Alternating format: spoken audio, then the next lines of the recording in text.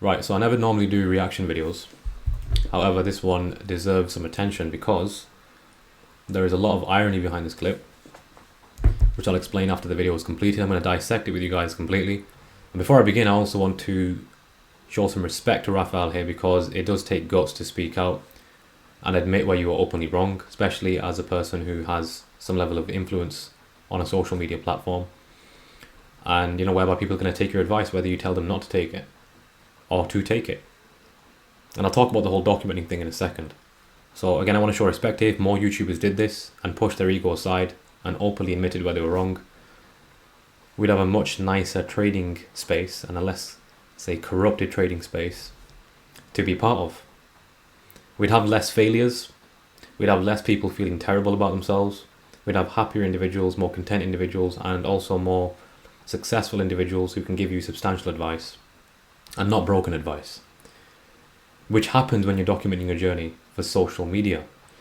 A lot of these people don't care about you, whether you fail or you succeed. I know half of you guys watching this video right now who, quote yourselves to be supporters because you showed a nice comment or you subscribed or whatever it is, or you like my videos. I guarantee the majority of you could not care less if I got run over by a bus tomorrow. And that's the truth of the world. That's not being pessimistic, it's just a realistic observation. I have my own inner circle, however, people I can rely on, high profile people. I don't need to rely on YouTube comments, I don't need to rely on people giving me likes or subscribes or whatever it is, because that's a lonely place to be. And a lot of YouTubers, unfortunately, are putting themselves in a position where they think that the people in their comments really and truly care about them. And there's a really funny comment in this video that I want to talk about near the end as well. So I show my respect here, and let's dive in.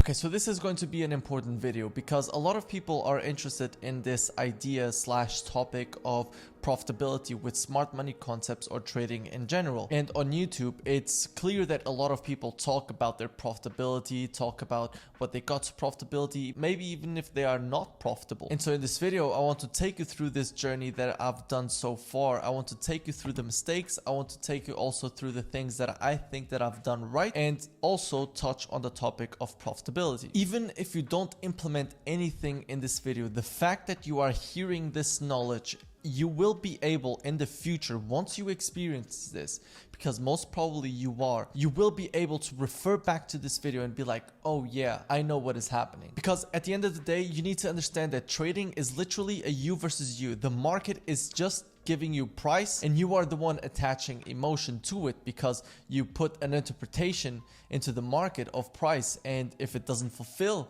that expectation, that interpretation, your ego is hurt. So here are the main. So this is very funny to me because not only myself but Abdu and Mark, we've been saying this, and again Falcon students can repeat this message for a very long time. In fact, our message has remained the same since day one. None of it has changed. Even if you go back and look at my Instagram posts from a year or 2 years ago, the message has not changed. And what's funny about this is that there was a time in 2019 we had a student called Joshua Bonker. And this guy started his own trading community called Guerrilla Trading. And 2 weeks, I think, a very short time span prior to that, he was actually standing up and giving a speech at our Falcon FX conference 2019. I think it was June 2019. There should be a clip edited on this to show that. Commending Falcon. We've got voice messages and screenshots. We had him on a podcast where he also commended and said very nice things about Falcon, how it's changed his life and it taken his trading from one place to another. It's accelerated it. And then 2 weeks later, there's a full 180 in what he said. New trading community started and he's just gone AWOL on everything that he said. And this is what I was talking about at the start of the video. The majority of the world are fake, right? They'll say one thing at one time and then they'll change the message 2 weeks, 3 weeks, 4 weeks later, sometimes even the next day. And that doesn't happen overnight. That's a slow boil. Remember, people quit on themselves or quit on you long before they actually quit or show themselves to quit. And this is the trading space, and it's sad and it's really unfortunate because a lot of these people we expect to give our future to. We expect them to be the careholders of our future, and they're not even loyal to the closest people around them, not even themselves at times. How do you expect them to be loyal to you? And so you've got to look at the way that people construct their message. If their message keeps changing consistently, I'm telling you, these people have not got their mind in check. Broken mentalities completely. And a simple example of that is the topic of discretion. When this community started, I don't know if Raphael's still an advocate for these guys, but their common theme was that discretion is a poor thing. If you have any discretion at all, word for word, then your trading system is either poorly built or you're setting yourself up to fail. Discretion is bad, avoid it at all costs. Your system should be, quote, 100% mechanical. And if it's not, then again you're setting yourself up to fail.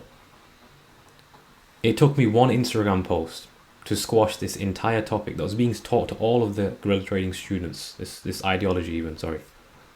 It took me one Instagram post, just one. And 8 to 12 months later, there was some level of influence from that post, clearly, because it was correlated. 8 to 12 months later, the message has now changed. Oh no, that some discretion is okay. So I will not trust my mentor or anybody of that caliber for the matter, for the argument, if they're changing such a simple message so frequently. It's not a healthy place to be. So there's a lot of stuff I'm not going to dive into there.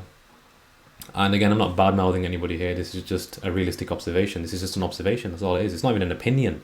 I'm just literally stating back to you guys exactly what's happened. So as Raphael's mentioned here, which is true, the trading system is just an interpretation. So after this discretion topic was completely thrown out the window, because it was so illogical from every way, shape and form, now the system argument started. Oh, you've got to trade like a bank. It's ridiculous because these traders, and again, I've got nothing against the methodology of SMC. I've not even looked into it because I couldn't care. I'm profitable with my own system. I don't need to sit there and try and find profitability elsewhere, which most people who have a cheap mentality and a broken mindset, a poor self-image, that's all they do is just flock from one system to the next because they can't stick to one. This message I've been saying, not just myself but Mark and Abdu again, for a very long time, and it's not changed because professionals know. And this is not me being arrogant. This is not being me being egotistical. When you hit a certain level of trading, you have certain realizations, as Raphael has had now, which I knew he would, so long as he'd stuck at it, which he has, and I respect that. You cannot trade like a bank. Get this into your heads using TradingView. It's a CFD chart. You can't use a level 1 CFD chart and do the things that institutions, investment banks, or any of these guys actually do. You don't even need to trade like these guys in order to be successful. That's the biggest hoax of trading to date. If you have 10 traders in a room and all 10 of them are profitable, are you going to look at their system that they trade? Keeping in mind, let's say these guys trade the different systems. If you were to put any of these new retail kids into the market, say retail kids, these wannabe bank traders, right? You put them into a room with 10 traders, as I just mentioned, and you tell this new person that's come into the room that, look, all these 10 traders trade a different system, they're all profitable. They're going to get confused, they're going to have a malfunction, they're going to think, how's that possible? How can they trade different systems and be profitable? That is trading 101. You don't need to have the same system to be profitable. You can trade different systems and be profitable. And when I say that, what I mean is not individually. I'm not saying that I can trade 10 different systems and be profitable. I'm saying you can have a room full of 10 traders who all trade different systems and are all profitable. But one commonality you'll find amongst these 10 traders is that the system that they're trading, they've stuck to that and mastered it. They have not flocked from system to system and jumped elsewhere over the years. I'll give you an example. If you have a new trader and a veteran trader, one who's been trading 10 years, one who's just started trading, and you give both of them a fresh system to trade the market with, who's going to have the most success? The new trader. Why? Because he's got a fresh set of eyes. A trained trader has trained his lens to view the market from one dimension, and that's a positive thing. A lot of traders nowadays, again these newbies, they'll tell you, oh well, you know, you've got to train your eyes to see the market from different types of lenses. It's completely false. This is why these guys are still backtesting, and they've not made actually any tangible progression in their trading. They made no money in their trading, and they're setting themselves up to fail. And experience and hard experience will only teach them. Trauma will teach them to some degree. They'll have to be humbled by the market to understand that you've got to have one trained set of lenses to view the market from. You have to be one dimensional as a trader. If you're not, you're screwed. main points that I can talk about that has not led me to yet consistent profitability. The first one is changing strategies. And I can say this because I've already been in 4 different communities. 1 of market structure, 1 of price action, and 2 of smart money. And I don't regret actually any strategy that I've been with so far because all of them have a special place in my heart and each of them have taught me great things. But there's a catch. And the catch is that every time I was changing strategies, I was changing something that was working. I was changing Very well said. something that if I kept putting the work in, it would work. Now, the reason I changed is because I knew that that strategy long term did not really fit my personality. And I knew that by getting more knowledge. This is the only thing that I disagree with so far. The reason being is because 99% of traders come into trading with a broken personality for trading, right? They might have a healthy personality for business, or for sports, or for any high performance activity or endeavor. But for trading, most of you have a broken personality that needs to be fixed. Why? Because we're not designed primordially, instinctively, and by nature to think in probabilities. We're just not. And by the way, reading Trading in the Zone is not going to make you think in probabilities. I challenge anybody to read Trading in the Zone extensively if you want. And this is not taken away from the book. I'll talk about it in a second. Read it extensively for months on end if you want to. Tell me 6 months later if you're still having issues thinking in probabilities, and I guarantee you'll say yes. The reason being is because the book is designed to give you a blueprint as to how to think, not actually how to get there and how to wire your mind to actually get to that stage. We've got our own in-house psychology program called Rewired, which we've mentioned plenty of times over. The difference between that and trading books like Trading Psychology 2.0, which are all fantastic by the way, Trading in the Zone, Randy Howell's work as well, if you guys haven't seen, who touches on more evolutionary psychology. Brilliant stuff. But all of it is useless if your image is not correct. And that's all we talk about in Rewired is self-image correction. Why is this important? Well, let's go back to personality for a minute. Unless you're a high-level world-class poker player, you're going to have a very tough time dealing with numbers, especially dealing with the market in the way that it's constructed. And actually accommodating the mindset that's required to succeed as a trader. However, a personality is moldable. How do you think you got your personality in the first place? I'd suggest everybody goes and looks at Erik Erikson's Psychosocial Stages for Development. I've actually done a reference of that in my performance video in my YouTube. I'll attach it up here somewhere. Psychosocial stages of development actually talk very briefly as to how your personality is built over your life, but mainly between the ages of 8 and 13 is where the bulk of your personality is built to lead into your adolescent life. And that's where your biases and beliefs around the world and the markets and the environment, say the markets, but the environment as to the marketplace, i.e. the world, are actually constructed. Now, most people, again, are not designed to think with any form of financial intelligence, anything relating to trading, because it's a very niche thing. So when traders say, oh, a system doesn't fit my personality, of course it won't. A system's not supposed to fit your personality. And that's a massive misconception that traders have. You're supposed to fit your own personality to the system. You're supposed to build your personality, right, to a trader's personality. There's only one personality that wins, and that's the trader's personality. And many people have said, you know, there's everyone's got different personalities and there's not one right personality. Not true. There is one right personality, and that's a trader's personality. What is that? You think impartially, you think in a balanced state of mind, you're a neutral thinker, you treat your winners and losers the same way, again, coming under being a neutral thinker. You're very emotionally intelligent, right? And there's a big topic behind that which I'm not going to dive into right now because I'm going to digress, but your emotional intelligence is very high. Every single trader has that personality who's successful, right? 99% of traders don't, because they're running after a system that fits their personality. But most of the times you've got a broken personality anyway. You have to mold your personality because it's moldable, the same way it was molded into you by society. You have to mold it into a trader's personality, and then your system will work in duality with that molded personality. So this is another sort of example of chasing your tail that I see with traders nowadays, and this is the only part that I disagree with, is that trying to find a system that fits your personality. Now I know that the common argument that comes out of this is, well, traders think, well, what about swing or scalp systems? Because that's the most common the way to combat this argument, right? Well, here's a way for me to combat that, very simply. Swing and scalp systems are lifestyle based. They're not personality based. Now, well, you might think, oh, well, I'm more risk lenient, so I prefer a swing system. Or I'm more risk aggressive, so I prefer a scalping system. First of all, traders are not, especially at the starting stages, not competent enough to understand what their preference around risk actually is. And secondly, if your system is so, what's the word I'm trying to look for, is so rigid that it lacks being dynamic in a way where you can decide how you want to trade it. I'll give you an example.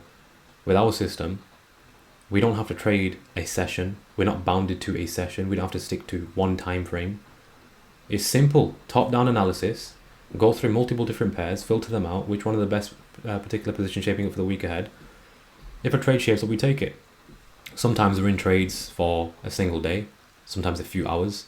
Sometimes we're managing that trade because we trail our stops, right? We don't take profits or targets. Sometimes we're in that trade for a week, sometimes 2 weeks at most. So you could call a 2, 3, 4 week hold at a time with the way that the market's moving. You're just trailing stops. You could classify that as a swing position. You know, you could classify a trade who just drops or rallies and, you know, hits a certain area of value and turns around, takes you out within a few hours as a scalp position, right? Because definitively, what are swing positions and scalp positions? They're time based, right? So a scalp position, you're in for a very, very short amount of time, you're in and out. A swing position, you're holding. So we have a variation of different trades. So we don't categorize ourselves as a swing or a scalper. So a lot of people who say, oh, well, I'm more risk lenient, I'm more risk adverse, whatever it is, I like to be aggressive with my risk, actually just have psychological issues that need to be fixed. It's not a personality thing. It's a psychological thing. Because what happens when you now convince yourself that you're more risk lenient, so you prefer a swing system, but now the market's giving you opportunities every single week. Now you're going to lose your mind because you convince yourself you're more risk lenient, but actually you just can't deal with opportunistic markets. There's a big difference there. It's not personality, it's a psychological issue that needs to be fixed. If you say I'm a scalper, that means you hate waiting for opportunities, which means you've got psychological issues, and most scalpers do. It's very rare that scalpers are actually successful in the markets. That's why they get mocked so much. Because scalping is not a personality thing. It's a psychological issue that has to be fixed. If anything, it's a negative aspect of your personality, if you want to look at it that way, then that has to be fixed. Sometimes you got to wait for trades. If you think, no, I need to take a trade a day, you've got a massive fear of being inadequate. You think, well, if I'm not trading the markets, then I'm not classified as a trader. Completely incorrect. Some of the best traders are traders who stay out of the markets the most and get in at executable times, very, very important key times in the market, right? Could be middle of the week, could be end of the week, could be start of the week. They're consistently sharp. They're waiting for opportunities. They don't just get in at the first sight. It's discipline. So scalpers lack discipline per se, on the majority anyway. So hopefully that clears that up. That's my sort of take on that. I could then apply something that would fit my personality. You are sacrificing something that is good for the possibility of something better. And that's the risk when you're changing strategies. Dangly carrot syndrome. Because let's say that you have a community that you are in where they give you an average of 5% per month. That's great. 5% per month. If you can do that, that's amazing. But does it fit your personality? Maybe yes, maybe no. And if you're changing the strategy, now you are on the hunt for something that fits your personality more. If it doesn't fit your personality, it's fine. It's fine to change strategies. Listen, I've done that 3 times. I've traded market structure, price action, and now smart money. And if you enjoy that new... But again, this is why you're not profitable, with all due respect, and I don't mean that as an insult, right? I don't mean that as an insult. I don't mean that as a disrespect. I'm making that very clear. If I did, I wouldn't have actually stated that. But this is the truth. This is why a lot of people are not profitable. So it's not good to change systems nowadays, especially because there's no way, if you're a competent individual with 2 active brain cells on duty, that you're going to have issue finding a system that's profitable and works. All you guys need to do, stop overcomplicating it for yourselves. All you need to do is find a system with an edge. That is it. Doesn't matter what it is, whether you're trading potatoes, whether you're trading Walker's crisps, I don't care what you're trading. As long as your system's profitable, it can work. Question is, can you work? It's all in your head. So you need to understand, this is a phrase I like to go by, is that we're drowning in knowledge but starving of wisdom. And that is a trading space today. You're all deluded. You don't realize how easy it is with the access of information that you've got to find a system that works Pick one, stick to it, and master it. Don't overcomplicate it. New strategy more, even if it gives you a little bit less percentage, but it fits your personality more, that's great. Us as traders, you want to have the strategies that fits your personality the most. And I don't know how many times I've stressed this. And that's what I think that I've done so far. It was testing out different strategies to see what type of trading do I want to do. Is it swing trading? Is it intraday trading? Is it scalping? Whatever it is. That's really interesting. I literally mentioned that 1 minute ago. I wanted to find that, because at first I always had positions that I was maybe in for one day, but now I understand that I prefer the type of trading where I'm mostly for around 1 hour in the trade. If I would have stick to the previous strategies for all the time that I've been so far in. Why? This is my question, not to Raphael, but to anybody. Why? Right? And frankly, I don't care about the response. It's more so, I'm just a question that you can sit on and sleep on. Why? You know, why do you actually need to be involved in the market? As to how he said, or for any of you watching, why do you think you need to be involved in the market less? If it's a lifestyle thing whereby, say for example, you're in a situation where you're running multiple businesses, you can't afford to be at the screens all the time, you know, or to be monitoring the screens in the way that your system demands, then that's understandable. If you're say someone who's got all the free time in the world, it's actually a more dangerous situation to be in, and you think, well, I'm at the screens a lot, so I want to find a system that can grant me a lot of opportunity. It's dangerous. It's very dangerous, because you're priming yourself to gain excitement out of trading. Trading boring. There's nothing exciting about trading. The only exciting part is the weekend when you do your analysis and you prep for the week ahead. Trading the markets is boring. There's nothing fun. I'm yet to meet a person who finds it fun to click a button and click buy and sell. If you find the action of making money exciting in the markets, don't know what to say.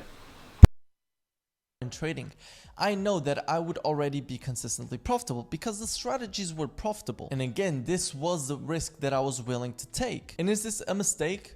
Well, not really, if you know what you're getting yourself into. Now, if you're the type of person that falls into that shiny object syndrome, where if you're making 5% per month, but there's someone that is making 10, you want to go ahead and change strategies because you want 10, and you're never really nailing one down because you're just following percentages, when you should follow something that fits your personality. And this one takes me to my next point, which is making things complicated. This fits into the previous point because I think that I overcomplicated my trading. And this came from the idea that from early on, I always was told that trading is really hard, that smart money is really hard, whatever it is, it's really hard. But it actually isn't. Don't get me wrong, getting to a point where you're mastering trading, where you are consistent in trading, is not easy, but the hardest part of it is actually psychological. Because if you have a profitable strategy that doesn't involve a lot of discretion, you can just stick to the plan, let the law of large numbers play out, and you're profitable.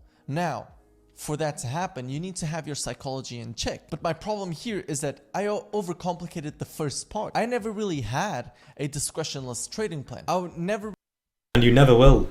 Like, anybody listening to this, you never will have a discretionless trading plan. Your trading plan should be aimed to be as black and white as possible, but you've got to understand it can't accommodate for every single scenario.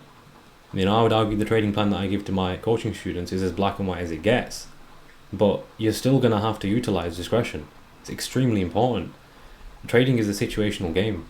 So your trading plan, it cannot accommodate for every single situation. It goes back to market basics. Every situation is unique in and of itself. There's going to be intricate details in price action that occur in a certain market circumstance. Your plan doesn't accommodate for that. Now you're going to change your plan again and again. You're never going to come to a final conclusion. Your trading plan is only a base. That's a key term to use. So I give my coaching students as an example, a trading plan base to work by. 2 to 3 setups max. If this happens, then I do this. If this happens, then I do this. If this does not happen, then I stay out. Simple. Timeframes, entries, where you stay out. Boom, done. Very simple trading plan. And you could argue it's black and white, discretionless. However, I did an experiment. I found that 3 of these guys, when I first started coaching them, they followed the plan for an entire month and went on a losing streak of 8 trades. Out of 10 trades. 8 out of 10 were losers. And they said, well, we followed the plan. The plan is as simple as it gets. We've done exactly what the plan says. We've still gone on a losing streak. I said, great. Now we can work on the next stage. Thinking, wait, what? Every one of those trades that they took were higher in risk. What does that mean? It means that every setup that comes up in the market in the trading week, as an example, that fits the plan does not have to be taken. However, what would a mechanical thinker do? Oh, well, it fits the plan, so I've got to take it. What if you've got 3 setups on watch that particular day? All 3 of them fit your plan. Are you going to take all 3 of them? How are you going to decide between which one's best and which one's not? Oh, it's discretion, I need to stay away, and you just run away. You run away from your problems. Problem is you can't make a decision. If you can't make a decision, you're not a trader. Period. It's not even a discretion problem. It's a decision-making issue. These kind of people can't decide what to eat at the restaurant. So if you've got 3 trades on watch, how are you going to pick which one's best? You work in risk. So we're going to be teach traders how to do that. What particular factors are increasing or decreasing risk? Can you split your risk amongst these trades? Because risk isn't always just financial in the markets. There's a technical element to risk as well. Either you keep price points above what we need structure. I'm talking about the way that we trade in this example, in this context. And that way they can use that to filter their trades, called trade filtration or trade substitution is what we refer to it as. Like chess pieces, you decide which piece is the best piece to move, which trade is the best trade to get involved in, which investment is the best investment to invest my money into, etc. What am I happiest losing my money on? So if I was someone who just followed a plan, I would lose. You don't win by following your plan. You win by how you follow your plan. Big difference. So a trading plan is not supposed to accommodate for every scenario. It's not going to be situationally correct all the time. You just got to use it and ensure that every trade that you take must come from the plan. However, the risk behind the trade is determined by you, whether you want to take that trade or not. And that comes through decision making, which is a faculty and a skill set that's built. It comes through a profound technical understanding. Not an extensive technical understanding, just a profound technical understanding, which comes through just understanding the basics, simple things. I never really had something black and white that I can refer to. I never had the processes in place that would then improve my trading. And that was the mistake. That's where Come back to Falcon, I'll give you that, I promise you. overcomplicated stuff. That's why now I'm doing my best to have a black and white trading plan where if this happens, I take the trade. And this not only helps with ASRing your trades, it also helps with the backtesting, with the forecasting, with everything that is involved in trading. Because if you simplify your trading plan where it's just black and white, all you have to do now is execute it, which then the psychological part comes in, which is the next point that I'm going to talk about. But let me just finish off with this. There was also a big variance when I was trading, which means that I had good days in my trading, but I also had bad days. The problem is that the good days didn't make up for the bad days, which means that if I had a good week, a couple of bad days would completely negate the results that I had in the good week. And that was the problem. You want to reduce the variance between the good days and the bad days, and that's something that I didn't do. I didn't constantly learn from my mistakes. There were many mistakes that I was repeating, and that's one of the problems too. You want to reduce the gap between your good days and your bad days, and the way you do that is by reducing the number of mistakes that you do in the bad days, so your bad days are not as bad while your good days stay good. What happens? This gap reduces, which will make you more consistent. Now, you need processes in place in order for this to happen. So what you have to do is keep an emotional journal, talk about your trading performance, talk about what happened for your trading performance to be a 4 out of 10 or a 10 out of 10. What happened for you to give you that score? And then every single month, every single week, go ahead and review that journal in order to take those lessons. And if you do that... It's really funny because I just sent one of my students today a emotional journal. I don't know if you can actually see that. It's probably not as clear, but a pre-trade recollection, during the trade recollection and post-trade recollection, and you fill this in after your position is closed. The psychological reasons as to why you do it after and not before, which I'm not going to dive into in this video.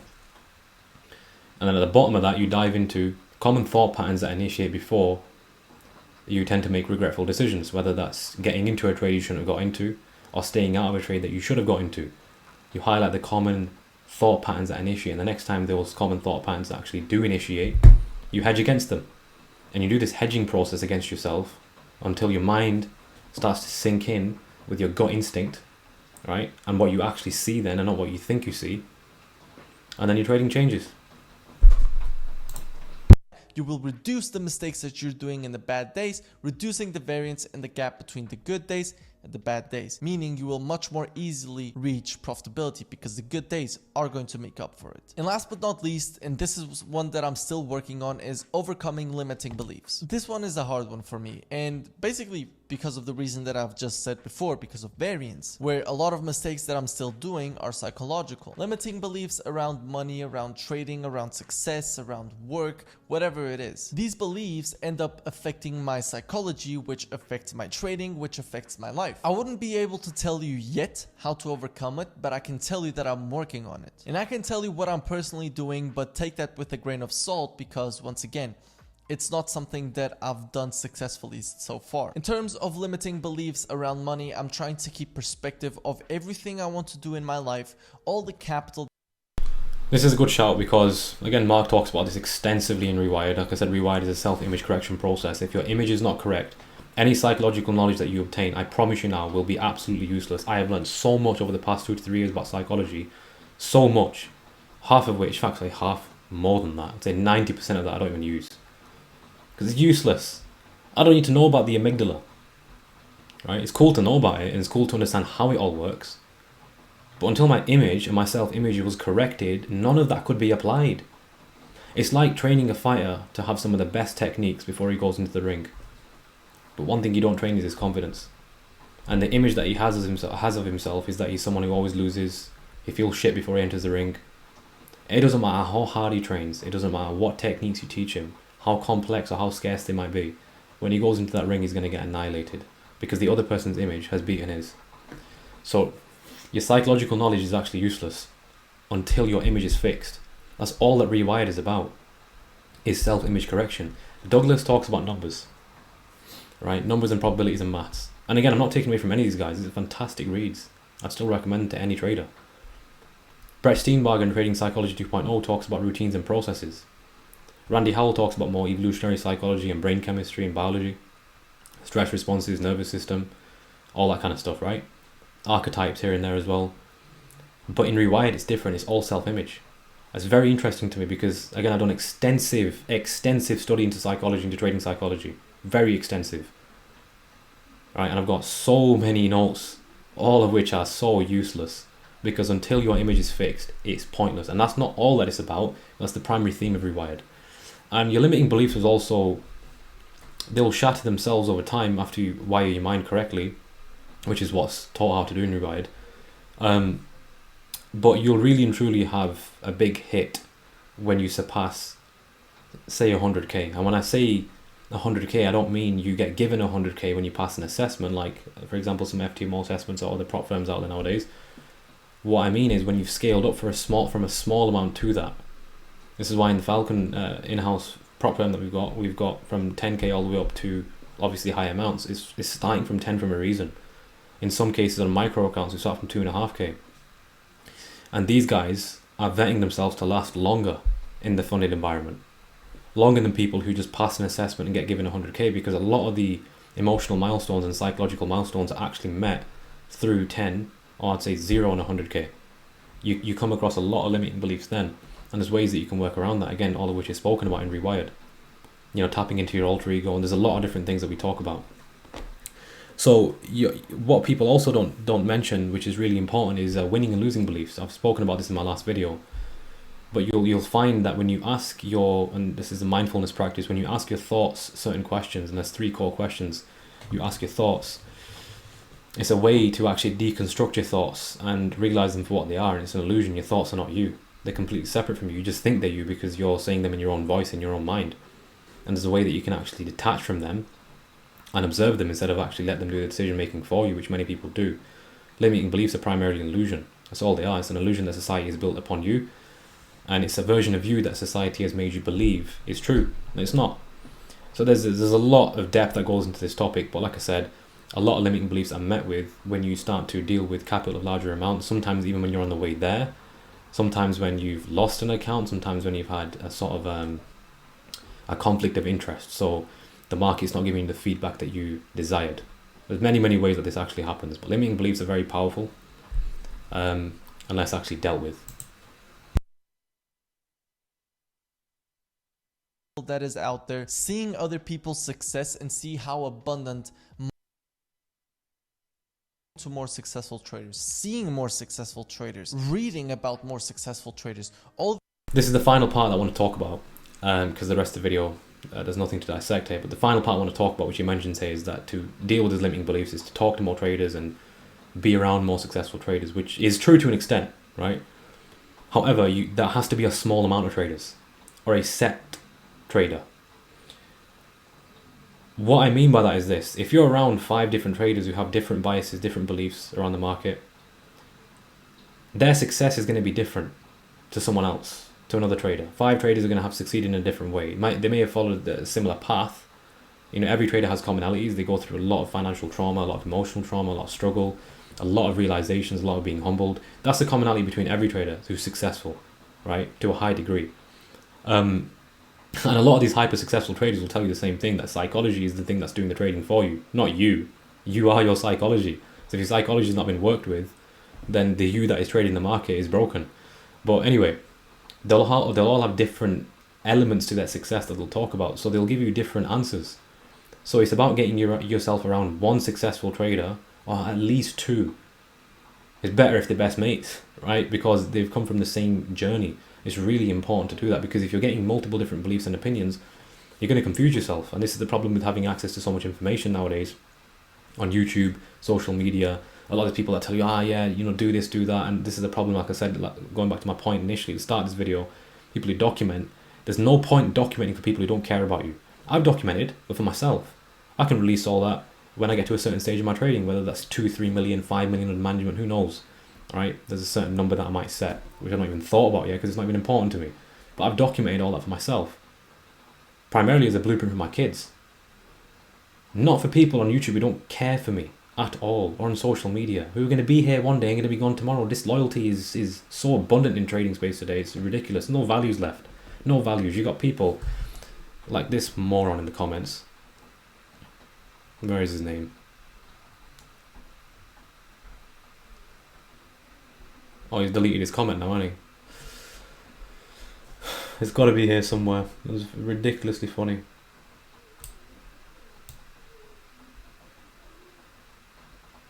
It's gone anyway. A guy called Brad, who started his own community, by the way, was a Falcon member as well, left, started his own trading community, he was now mentoring people,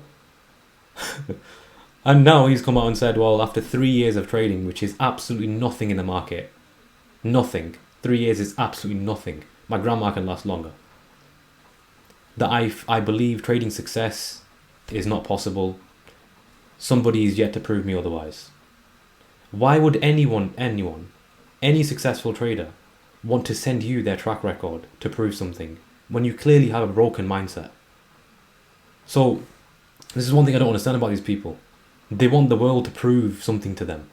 No one cares about proving anything to you when you're already broken. Fix yourself, get your head recollected, and rethink your entire life again, because you've promised people at a certain point, to some degree, that you're going to grant them some level of success. So you're the problem, right? It's completely immoral. There's many people like that. They'll start a trading community today and then 4, 5, 6 months later, oh, it's not for me. I've had life priorities come in, you weakling. It's ridiculous. That's what's immoral to me. You know, and you got to practice what you preach. It's like a PT being fat and out of shape. What's the point of telling someone that you're going to promise them something, and then 2 to 3 months later, 6 months later, your life priorities come in? You weren't ready in the first place. You'd already had a broken mindset in the first place. You hadn't actually thought your life through properly in the first place. These people haven't got their head collected. They haven't got their life together. This is why the trading skill in itself, right, the term of trading has got such a bad name to it. It's because people like this have given it a bad name, who don't take things professionally. You got kids coming into the market that don't have a clue what they're doing. And when I say kids, I don't mean in terms of age. Some 30-year-olds, 35-year-olds, children in the bodies of adults. Absolutely horrible. I don't get this world sometimes when it comes to trading, right? We want to bring professionalism back into this space. Why Falcon's vision is so big, honestly, and I'm going to keep repeating this again and again until it's drilled into people's heads. So anyway, it's a great video. Like I said, my respect goes out to Raphael in this, and I'm not saying that sarcastically. I mean that genuinely from the bottom of my heart, because it does take guts to admit that, you know, that a point you were wrong. And the irony, like I said at the start of the video, was that a lot of the things that he's saying in this video, like the whole changing systems and psychology being so important, primary factor, I was saying these things for a long time and he used to disagree, and we had a bit of a back and forward, which again I'm over completely. And people grow, people learn, whether that's through being humbled or whatever it is. Again, it's none of my concern. That's just personal matters to Raphael himself. But it's the way that people learn, and I will always stand strong by my message, not just myself, but Mark and Abdu, of what we stand for here. And like we said, we're not the only trading community out there, right? There are some out there. A lot of them are completely finished, washed out, completely washed out. That won't even be here from 12 months from now because they're just ridiculous. But there are traders out there that you can learn from, but it's getting fewer and fewer, and it's getting less and less.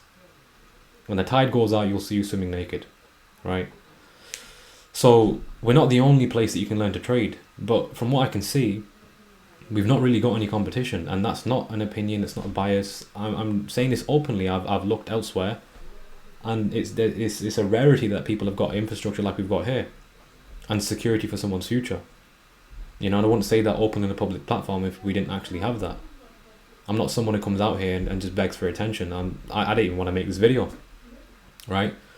But I thought you guys can take something away from this. It's good, it's ironic, it's valuable. And again, I don't know if I'll be doing any more of this in the future. Like I said, the channel's not intended for this. But yeah, thank you for staying till the end, and until next time.